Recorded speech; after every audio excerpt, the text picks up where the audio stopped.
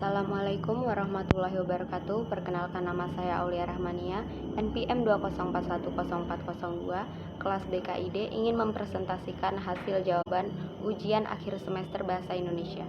Soal nomor 1. Musuh utama dalam penulisan karya ilmiah adalah plagiasi. Jelaskan pendapat Anda mengenai tindakan plagiasi dan bagaimana semestinya Anda sebagai mahasiswa bersikap dalam menanggapinya. Jawab.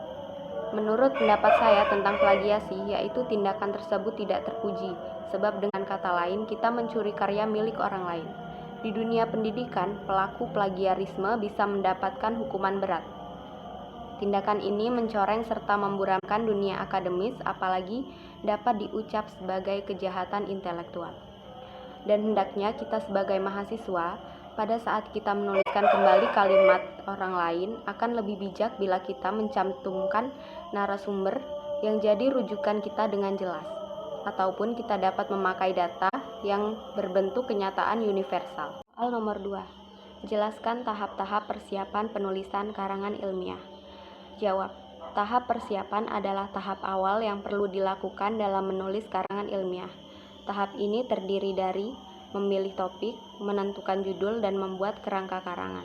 Topik yang dipilih sebaiknya topik yang menarik dan diketahui oleh penulis. Selain itu, topik yang baik adalah topik yang mempunyai lingkup yang terbatas. Setelah menentukan topik, langkah selanjutnya adalah menentukan judul. Penentuan judul dalam karangan ilmiah dapat dilakukan dengan melontarkan pertanyaan-pertanyaan apa, mengapa, di mana, kapan, dan bagaimana. Selain itu, dalam membuat sebuah karangan ilmiah, judul haruslah berupa frasa bukan kalimat. Langkah terakhir dalam tahap persiapan adalah menentukan kerangka karangan.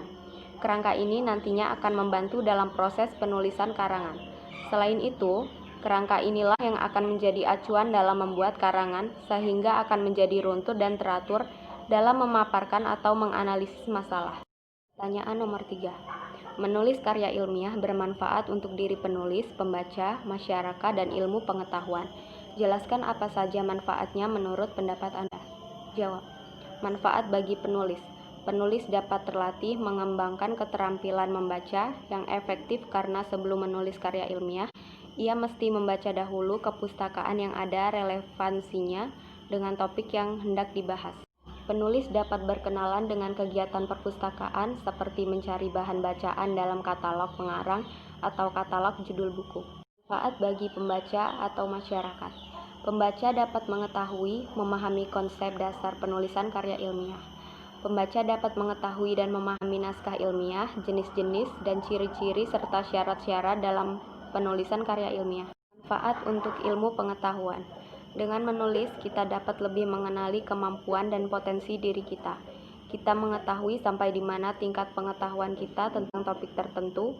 Untuk mengembangkan topik itu, terpaksa kita harus berpikir, menggali pengetahuan dan pengalaman yang terkadang tersimpan di alam bawah sadar. Pertanyaan nomor 4. Jelaskan sifat bahasa yang unik sekaligus universal. Jawab. Bahasa unik artinya mempunyai ciri khas yang spesifik yang tidak dimiliki oleh yang lain. Lalu kalau bahasa dikatakan bersifat unik, maka artinya setiap bahasa mempunyai ciri khas sendiri yang tidak dimiliki oleh bahasa lainnya. Ciri khas ini bisa menyangkut sistem bunyi, sistem pembentukan kata, sistem pembentukan kalimat, atau sistem-sistem lainnya. Sedangkan bahasa universal artinya ada ciri-ciri yang sama yang dimiliki oleh setiap bahasa yang ada di dunia ini. Misalnya, semua bahasa mempunyai bunyi vokal dan konsonan. Setiap bahasa mempunyai satuan-satuan yang bermakna baik berupa leksikon, frase, klausa, kalimat, dan wacana. Ciri-ciri yang universal ini merupakan unsur berbahasa yang paling umum, yang biasa dikaitkan dengan ciri-ciri atau sifat-sifat bahasa lain. Pertanyaan nomor 5. Dari bahasa manakah bahasa Indonesia berasal? Jawab. Bahasa Melayu merupakan akar dari bahasa Indonesia. Ketika Belanda singgah di Indonesia, bahasa Melayu pun digunakan sebagai bahasa resmi kedua dalam korespondensi dengan orang lokal. Akhirnya bahasa Melayu dan bahasa Belanda bersaing semakin ketat. Akhirnya persaingan bahasa ini dimenangkan oleh bahasa Melayu. Sebenarnya, bahasa Indonesia ini terbentuk dari beraneka ragam bahasa asing. Pada tahun 1999, Pusat Bahasa menerbitkan buku Seranai Kata Serapan dalam Bahasa Indonesia dan menyatakan bahwa terdapat 10 donor bahasa Indonesia, yakni Belanda, Inggris, Arab, Sanskerta Jawa Kuna, Cina, Portugis, Tamil, Persia, dan Hindi. Pertanyaan nomor 6. Jelaskan fungsi bahasa sebagai bahasa pemersatu. Jawab. Fungsi bahasa sebagai bahasa pemersatu ialah bahasa Indonesia sebagai alat pemersatu suku, budaya, dan bahasa. Maksudnya adalah bahwa bahasa Indonesia memungkinkan keserasian di antara suku-suku, budaya, dan bahasa di Nusantara, tanpa harus menghilangkan identitas kesukuan dan kesetiaan kepada nilai-nilai sosial budaya, serta latar belakang bahasa daerah yang bersangkutan. Pertanyaan nomor 7. Jelaskan makna dari peribahasa, bahasa menunjukkan bangsa. Jawab. Makna dari bahasa menunjukkan bangsa ialah berarti berbahasa Indonesia menandakan seseorang berasal dari Indonesia. Bahasa menunjukkan jati diri seseorang. Maksudnya, bahasa menampakkan pola pikir, kebiasaan, sifat khusus, atau kecerdasan seseorang. Inilah mengapa seseorang bisa membaca bagaimana level berpikir orang hanya dari cara orang menggunakan bahasa.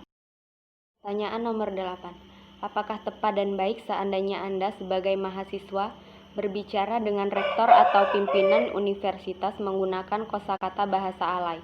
Misalkan Anda berkata, "Ah, Bapak lebay deh, mosok gitu aja dibikin pusing, keles aja kale," dan jelaskan berbahasa berkaitan dengan norma, adat, dan budaya. Jawab. Pendapat saya melihat dulu kondisinya dan posisinya bagaimana. Karena bahasa baik dan benar tidak hanya harus baik dan benar, tapi juga harus memperhatikan situasi dan kondisi resmi atau tidaknya keadaan tersebut. Resmi tidak boleh artinya tidak mempunyai penggunaan bahasa Indonesia yang baik dan benar, apalagi berhadapan dengan orang yang terhormat.